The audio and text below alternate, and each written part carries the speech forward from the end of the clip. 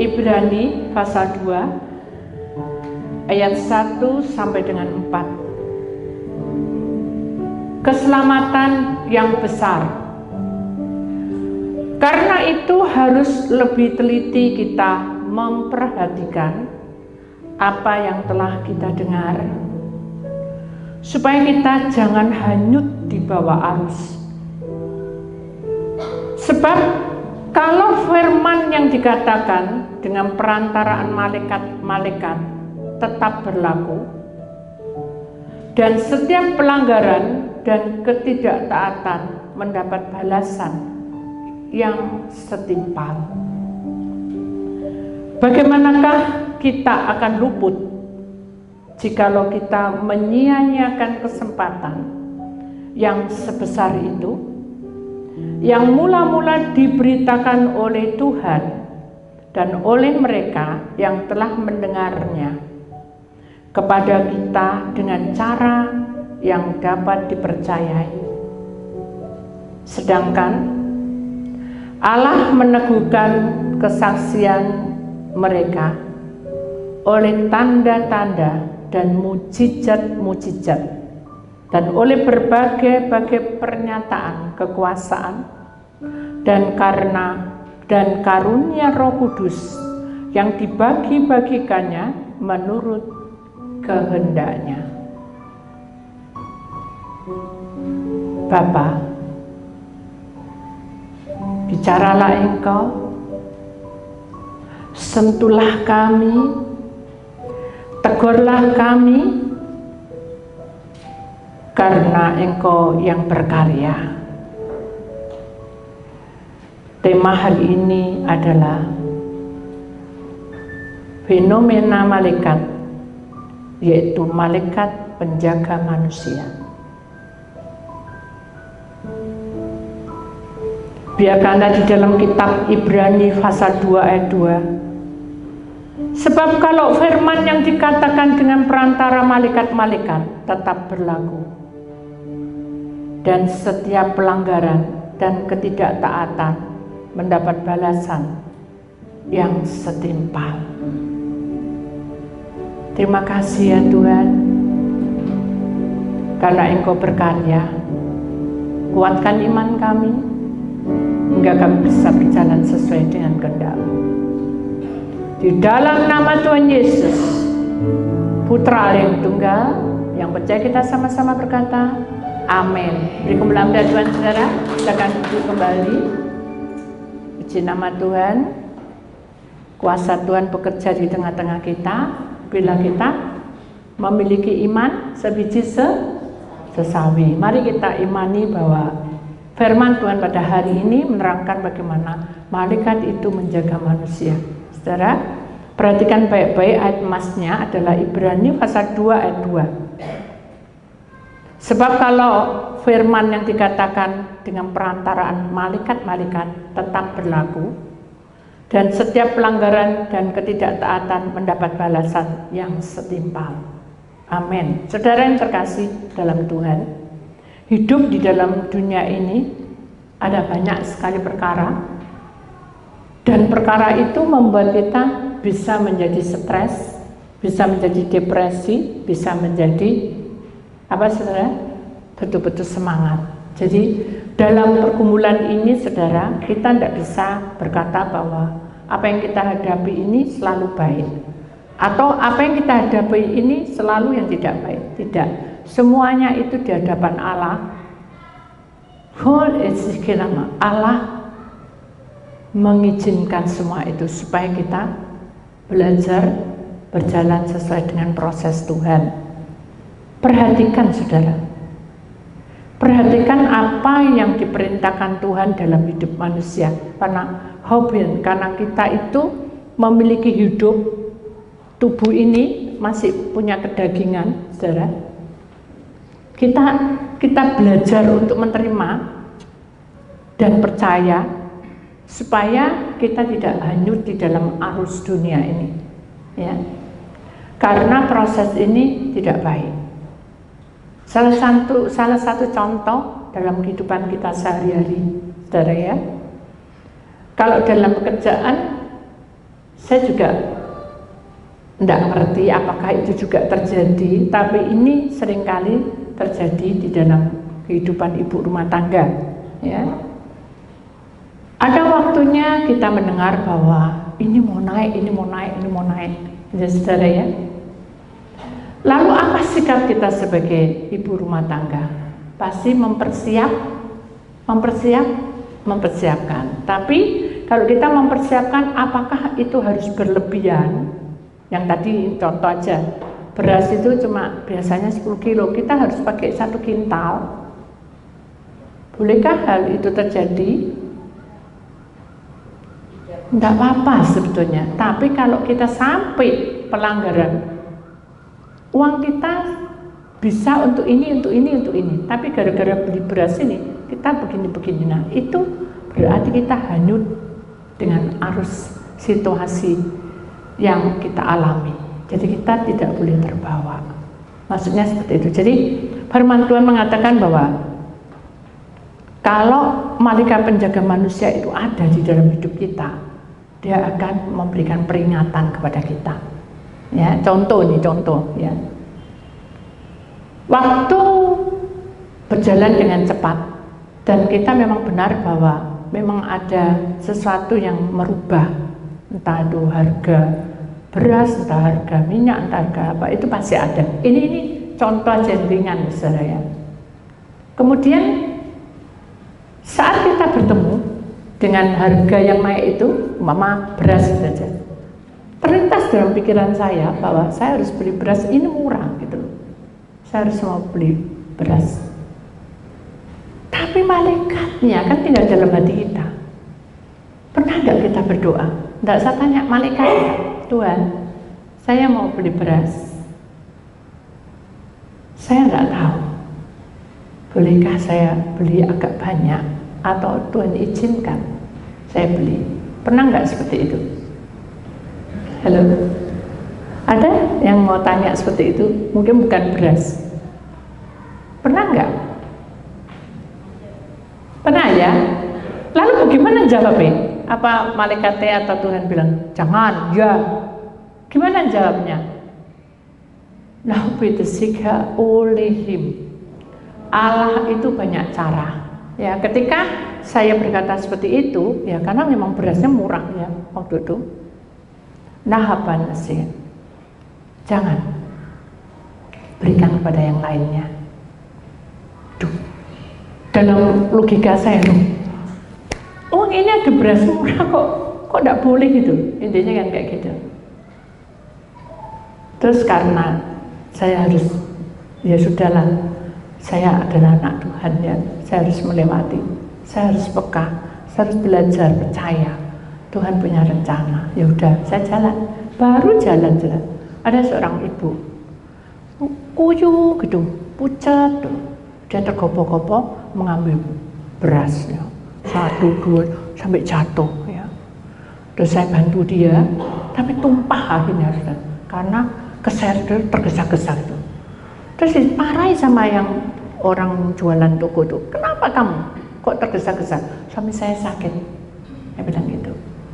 Dan saya tergopoh-gopoh karena saya mendengar beras ini murah, saya mau ambil itu untuk suami saya.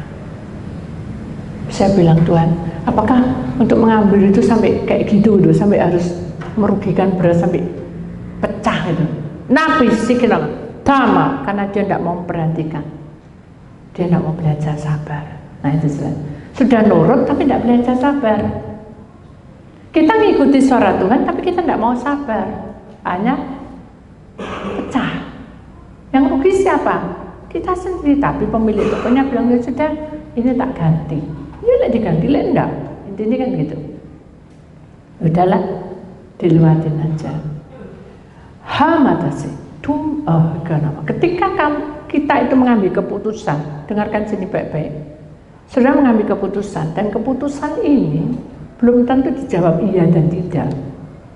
Benar nggak? Kita nggak tahu kejadiannya apa, tapi kita harus belajar untuk mengerti bahwa Tuhan pasti mengirim malaikatnya untuk bicara dengan Roh Kudus. Dan itu akan terjadi, dan latihlah dirimu mulai hari ini. Paham saudara? Jadi kalau dalam pribadi kita akan dihanyutkan dengan suara yang tidak baik. Jujur, saya tidak mampu. Pengennya marah, pengennya jengkel, pengennya pokoknya meledak-meledak. Tapi saya harus bertahan. Dengan bertahan itu banyak cara, Tuhan. Banyak cara. Hingga akhirnya suatu malam, saya tidak bisa tidur karena ada hal yang harus saya selesaikan. Saya dengar ada suara burung, klik klik, pluk pluk, klik klik, suara kecil. Saya bingung, mana ya? Padahal di depan tuh pohonnya sudah mati semua sudah. Jadi saya mikir, ini suara setan, suaranya burung. Masa jam 2:30 ada bunyi klik klik, pluk pluk gitu. Suaranya itu berbeda-beda. Dan kalau burung biasa kan klik klik klik gitu, cuma apa gluk gluk gluk gitu. Ini enggak, klik klik gluk gluk, ganti suaranya kayak do re mi, kayak nadanya beda-beda dan suaranya beda-beda. Hanya saya berdoa, Tuhan, apa yang kau mau? Saya tidak tahu. Dan tunjukin di ujung, dari bangunan itu di ujung, bangunan rumah di ujung tuh. Ayo kamu keluar, oh. Ayo saya keluar. Begitu saya keluar, saya, tuh, kok aneh ya?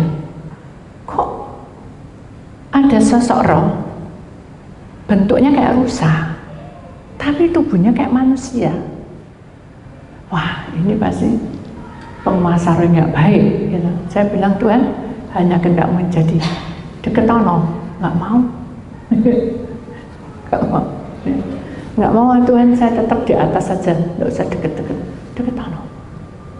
Kalau kamu nggak mau deket, kamu nggak tahu artinya apa. Saya takut. Dan saya bilang, Tuhan, Engkau yang bertindak, Engkau yang berkarya. Tuhan buka jalan. Di depan saya ini tiba-tiba ada seperti kabut, ya. Saya 2 kali itu, ternyata itu kepak sayapnya malaikat. Ya. Aku sudah bersama, kata Tuhan. Wah, saya lega. Berarti malaikat sudah menjaga saya. Ya sudah Tuhan, saya tak datang. Nah, begitu datang, benar saja. Dia ngadep ke sini, begitu ngadep ke sini, ya ampun saudara, jadi itu perempuan, ya. Dan dia itu penguasa roh jahat, dia itu nyangkut di situ. Terus saya bilang, Tuhan kok bisa nyangkut itu? Dan tunjuk kronologinya. Di situ banyak sopir, saudara. Dan di situ tuh sepeda motor saya ditaruh di situ. Ya. Lalu kenapa kok sampai ada roh itu? Malaikatnya tanya sama Tuhan, Tuhan bicara oh hambamu, aku tidak tahu apa-apa. Itu. Jadi percakapan malaikat itu saya dengar. Akhirnya Tuhan nurunkan hikmat penyertaan. Saya tidak tahu bentuk apa, tapi yang jelas malaikatnya bisa bicara dan menerangkan. Dan dia bilang bahwa itu tuh loh, karena tas kresek. Saya tahu tas kresek, kresek yang hitam putih tuh, yang sudah pakai itu jatuh di jalan. Dari di jalan sama orang yang nyetir itu diambil, sayang kan, besar. Nah terus karena ada rohnya, ya, ada penunggunya, dan apa di situ, dan nyantol di sepeda motor itu. Ketika dia muter sepeda motornya, dia jatuh, orangnya jatuh, kreseknya jatuh, tinggal di situ kreseknya. Saya itu terjadilah seperti itu. Nah terus saya harus bagaimana, Tuhan? Dan bilang, ini loh, tunjuk no dan bilang no sama jemaat. Apapun yang kamu pegang dan apapun yang kamu beli, kita tidak tahu loh, itu dunia roh. Jadi mari kita mau belajar untuk peka. Tuhan, saya beli ini. Tuhan, saya punya ini. Tuhan, saya memiliki ini. Kalau kemarin itu setelah kejadian itu, saudara, saya jadi ada apa-apa tanya, saudara, Tuhan, saya ini mau beli kresek karena kresek saya itu sudah dipakai satu, ya pagi, jadi itu kan malam, pagi banyak tas, sudah banyak tas. Terus saya paling cari yang murah aja ya, buat untuk sekali pakai. Ketika saya mau pegang ini, jangan. Ada sesuatu yang menggerakkan saya, enggak, jangan itu. Oh ya udah, saya ambil biru. Kok jangan juga? Rasanya enggak nyaman. Itu sudah. Jadi Malaikat itu menjaga manusia, tujuannya adalah supaya kita tidak ketempelan, supaya tidak ada roh-roh lain yang mengikuti kita, dan itu mengerjai keuangan kita, mengerjai kesehatan keluarga kita. Itu yang paling bahaya. Jadi pada waktu saya ngambil itu sampai 3 kali itu masih tidak pas semua. Hanya karena itu tidak sabar, saya ambil yang ungu, saya tarik. Begitu saya tarik, jatuh sudah. Tuhan izin sebelum malaikat, duduk, jatuh. Terus tak buka lagi, jatuh lagi. Kan jadi aneh sudah. Tak buka jatuh, tak buka lagi, tak ambil jatuh lagi. Hanya saya bilang, Tuhan kenapa? Aku kan udah bilang jangan mau ambil, taruh kembalikan. Ya kembali saya. Begitu kembali saya diam. Nah itu saya. Sabar itu harus diam, berserah pada Tuhan. Tuhan tak serang. Langsung Tuhan bilang, mataku ya tertuju pada waktu Tuhan sudah bicara. Mata ini sudah pasti masuk. Oh itu ambilan warna kuning. Saya ambil. Begitu saya ambil, ini sudah ada satu sukacita, kayak senang gitu, luar biasa. Dan jadi itu tanda-tandanya bahwa Tuhan bekerja di tengah-tengah. Aku gak rasa apa-apa karena saudara tidak peka. Paham saudara? Jadi saudara harus belajar seperti itu. Wah kelamaan kayak gitu. Enggak. Waktu Tuhan bukan waktu kita. Tuhan pasti atur. Amin. Jadi mari kita belajar. Bagaimanapun juga roh itu pasti ada. Tapi kita mau belajar bagaimana hidup kita itu untuk dilatih peka. Hal ini jangan sampai benar berlarut-larut masuk di dalam hidup kita. Amin. Amin. Aduh Bu, terlalu mentit. Ini bukan ilmu saudara. Tapi ini adalah satu pelajaran buat kita bahwa kita harus mendengar dan belajar percaya bahwa semua yang Tuhan berikan dalam hidup kita sehari-hari itu pasti Tuhan buka. Nah, ini sudah jalan kan? Aduh, kok saya haus ya. Hanya saya bikin kopi, sakmu aja. Tapi di hati tidak enak. Apa? Ini kayak bersuara sendiri. Apa kamu sudah mantap mau minum kopi, Mbakku? Yalah, aku udah lama nak minum kopi. Ya. Tak atur-atur dia, tak jawab-jawab dewek. Tapi ini tidak damai. Akhirnya saya taruh. Begitu saya taruh, tapi saya haus. Saya mau ambil air es, apa kamu mau minum air es, perutmu tidak enak. Jadi ada sesuatu yang membuat saya tidak nyaman juga. Akhirnya saya berhenti. Ya sudahlah, saya berserah dah. Akhirnya Mbak E datang. Ibu, tadi ibu belum minum loh. Kok tahu saudara? Ibu mau minum apa? Terserah dah. Pokoknya sembarang. Apa mau minum itu alang-alang? Tidak, wis aku kok bosen. Karena itu seperti kayak ada spritnya, jadi saya tidak mau lah, perut saya agak nggak enak. Dah sembarang, dia datang lagi, teh aja ya. Lalu di hati ini enak itu, ya udah. Begitu ditaruh tehnya, ibu tak kasih ya hangat loh. Saya nggak ngomong loh, kalau saya bilang hangat, biasanya mesti es. Loh, dia kasih hangat. Siapa yang bilang? Kasih malaikat. Itu intinya seperti itu, saudara. Jadi Allah itu berfirman di tengah-tengah kita, bukan woi gitu, tapi dia turunkan malaikat untuk menyelesaikan. Dan dalam proses itu Roh Kudus harus peka juga. Kita punya Roh Kudus, jangan divakumkan, latihan saudara. Amin. Mau belajar dilatih ya. Karena itu jalan yang terbaik. Yang kedua, kita harus menerima peneguhan tentang hidup kita. Ada 3. Tubuh, roh, jiwa harus diteguhkan. Pertama-tama adalah kalau kita sudah peka, sudah dengarkan baik-baik ya, supaya sudah tidak rugi hari ini. Tuhan itu memberikan pengertian pada kita luar biasa. Kalau kita sudah mendengar dan percaya, kita lakukan, kita tidak ikut hanyut dalam roh yang tidak baik, dia akan meneguhkan kita. Tubuh kita akan menerima tanda mujizat. Contohnya kayak tadi itu, Mbak tidak tak bilangin, tidak tak apa-apa, dia saya kasih hangat. Begitu saya minum, biasanya saya tidak suka, tapi karena perut tidak enak, ya sudah tak minum.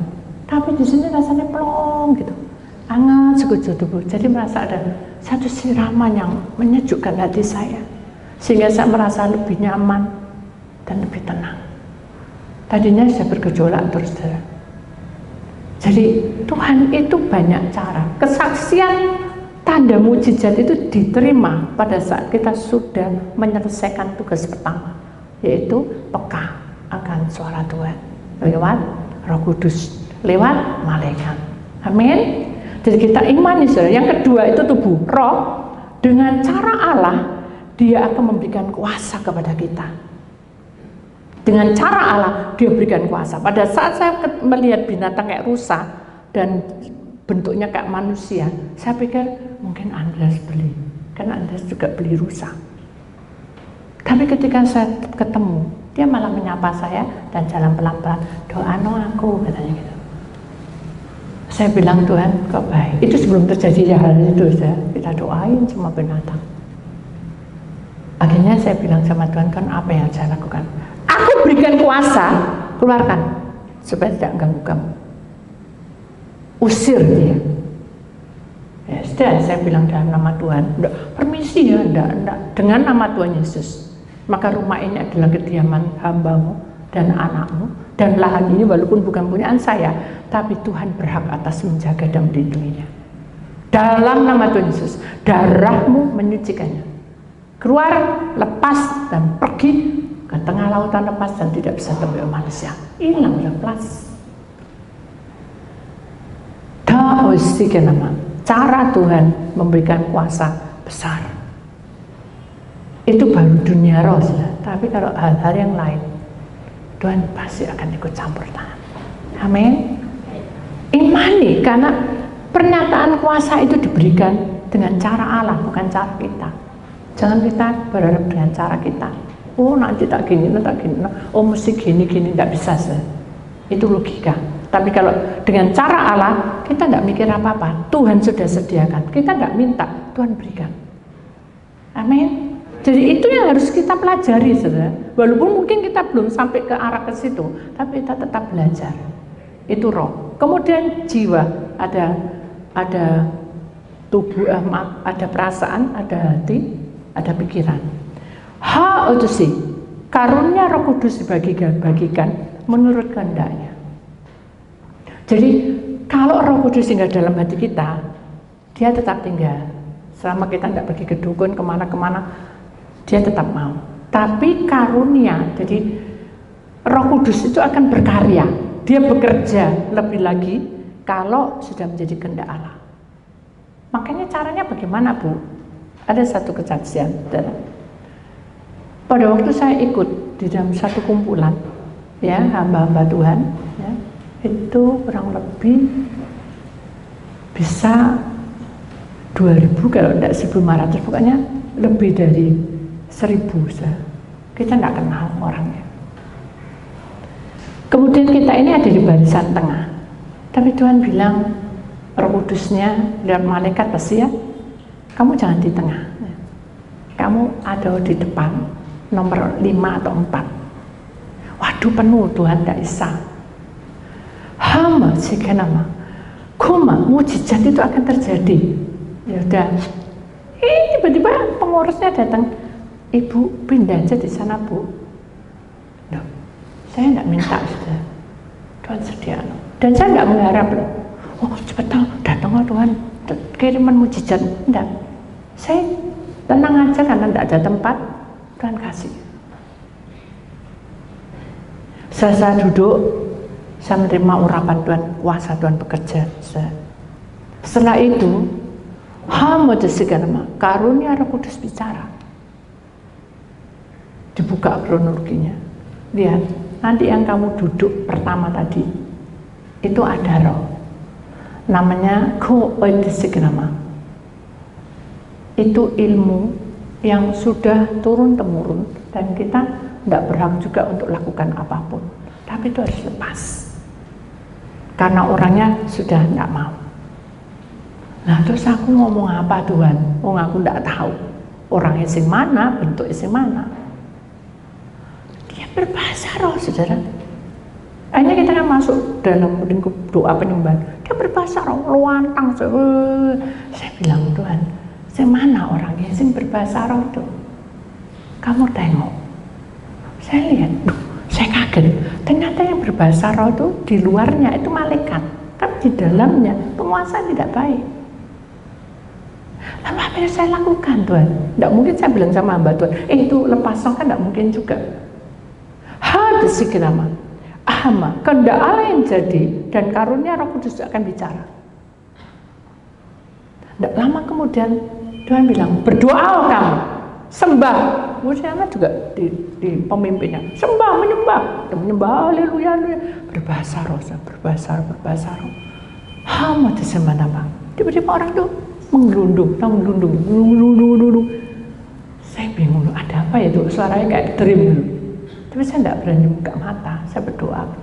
Ternyata saya kan ada di pinggir, persis di samping saya. Dan saya dengar desis. Saya bingung apa ya itu ya. Tapi saya tidak mau buka mata karena Tuhan tidak izinkan juga. Saya berdoa, Tuhan, apa yang saya lakukan? Sekarang tiba waktunya. Karunia Roh Kudus bekerja. Buka mata. Nah, saya buka mata, dia ada di sebelah saya. Saya bilang apa gitu? Semua pelayan Tuhan, semua tumpang tangan. Akhirnya Tuhan bilang, buka mata, aku yang bicara. Saya mau tumpang tangan, boleh Tuhan? Boleh. Semua tumpang tangan saya. Bukan saya toh, semua tumpang tangan. Begitu tumpang tangan, Tuhan berkata, apakah kamu mencintai aku dengan sungguh-sungguh? Ya, aku mencintai. Orangnya bisa jawab gitu. Hari ini juga lepas. Begitu lepas ya, sinar itu kuat sekali. Itu orang, besarnya orang keluar. Ya. Jadi penyertaan malaikat itu tidak setengah-setengah, dia selesaikan sampai tuntas. Kalau orang itu ditolong, kita bisa ditolong. Amin. Saya pernah ketinggalan pesawat, saya sebelum saya tutup, saya berdoa sama Tuhan, hari ini kayaknya terlambat. Ya, saya berserah sama Tuhan. Akhirnya saya telepon sama adik saya, tolong pesen no tiket. Dia bilang enggak bisa adik, sudah tutup. Saya pesen sama mantu saya Evelyn, juga bilang enggak bisa. Ya sudah, pasrah saya di bandara, saya berserah. Akhirnya saya bilang, Mbak, ini apa? Ini kan sudah jalan ya. Mbak, tolong dicek lagi, saya mau pesen tiket. Dibuka, enggak bisa Bu, karena sini sudah tutup. Jadi ini lain lagi, yang dulu kan pernah kayak gitu. Akhirnya saya ada di satu tempat, dan itu tertulis bahwa itu untuk orang-orang yang pakai kursi roda gitu ya. Di sana aja Bu, tapi aku tidak sakit loh, saya bilang gitu. Tidak apa-apa Bu, karena yang di sana terakhir. Ya udah dicek sudah lama. Saya sudah tidak punya harapan karena sudah terlambat gitu pikir saya. Terus dia bilang, sudah ketemu gitu orangnya, sudah ketemu geblok gitu. Saya kaget, loh kenapa? Udah Bu, ibu nomor depan ya, nomor 2. Sama dia terlambat, dapat nomor 2. Tuhan mates mujizat Roh Allah bekerja. Tuhan bilang nyanyi aja kamu. Loh, orang sumpah nyanyi. Kita nyanyi memuji-muji Tuhan. Dalam hati saudara. Sudah Bu, ini Bu tiketnya. Loh, Pak, ini tidak hangus tak? Bu, ini di-delay Bu. Jadi Ibu bisa ke sana. Mujizat Tuhan terjadi. Coba kalau saya tidak peka, saya tidak sabar, mungkin saya sudah bingung cari pesawat lain dan saya beli. Nah, benar. Tuhan itu mengetuk hati kita tepat pada waktunya kalau kita peka. Jangan punya ego. Serahlah semua. Pasrah. Amin. Tuhan punya rencana atas kehidupan manusia. Makanya di dalam Ibrani pasal 2 ayat 2. Sebab kalau firman yang dikatakan dengan perantara malaikat-malaikat tetap berlaku. Sampai detik ini pun tetap berlaku. Dan setiap pelanggaran dan ketidaktaatan mendapat balasan yang setimpal. Kalau kita tidak taat, kita tidak akan mendapatkannya. Sudah tahu ya maksudnya? Jadi mari kita imani bahwa Tuhan punya kuasa atas kehidupan manusia di muka bumi ini. Ketika kita berserah, Tuhan punya rencana di atas hidup kita. Amin. kuatkan imanmu, ya, berjalanlah seperti Tuhan mau. Satu kesaksian lagi, nanti kita akan menyanyikan satu lagu pujian dan syukurku. Saudara, saya ini tidak biasa kedatangan binatang namanya kucing hitam, ya. Kalau saya menganggap bahwa kucing hitam itu pasti ada rohnya, itu anggapan saya, ya. Satu ketika saya ada di hotel, ya, saya mendengar suara gaduh di belakang, di jendela itu. Apa itu ya? Ternyata kucing lagi bertengkar. Terus saya lihat kucingnya udah pergi, tapi kok ini sih ngaung-ngaung gitu. Terus saya berdoa, Tuhan, apa yang terjadi? Tuhan nunjuk kronologi. Ternyata kucing ini kecantol, saudara. Jadi ekornya sama pahanya itu kecantol sama kawat, tidak bisa keluar, tidak bisa masuk. Jadi nyantol sih, dia mungkin kesakitan. Ya. Hanya berdoa, Tuhan, saya juga tidak suka kucing hitam. Dan kalau teman saya bilang, ini Jumat Legi, pasti ini perdukunan. Terus aja tolong kucing ini bapak no mati gitu. Gak, kita doa aja, kita doa. Tuhan tetap bilang, nanti aku akan memberikan kuasaku di atasnya. Aku akan kirim malaikat. Aku akan tengadakan supaya renggang kawatnya. Terus kita doa. Tidak lama kemudian, saudara, ada pegawainya hotel itu datang. Ibu, ya, ibu pesan anduk. Enggak, saya tidak pesan anduk. Oh ya udah, maaf, saya salah kamar. Terus saya mau tutup, Tuhan. Loh, aku tuh yang ngirim orang itu bilang bahwa kucing itu kecepit. Oh, saya bayangan saya kalau malaikat Tuhan berarti kan malaikatnya. Ternyata Tuhan kirim orang ini. Nah, ini saya bilang, Pak, itu ada kucing yang kecepit, Pak. Mana, Bu? Dan tadi ini semangat, mana, Bu? Di sana. Oh, enggak, Bu ya. Mundur. Saya bilang, Pak, kenapa? Jangan rame-rame. Loh, kenapa? Nah, saya kan enggak tahu loh.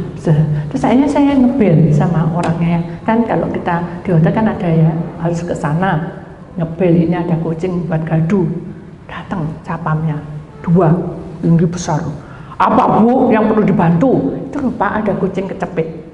Langsung ciut dan bilang, Bu, biarin aja, kucing mati tidak apa-apa, pokok kita selamat. Gitu, saudara. Ternyata akhirnya kan tidak ada. Akhirnya saya berdoa, Tuhan, apa yang saya lakukan loh? Karena saya tidak tahu. Ini kan saya tidak bisa keluar gitu.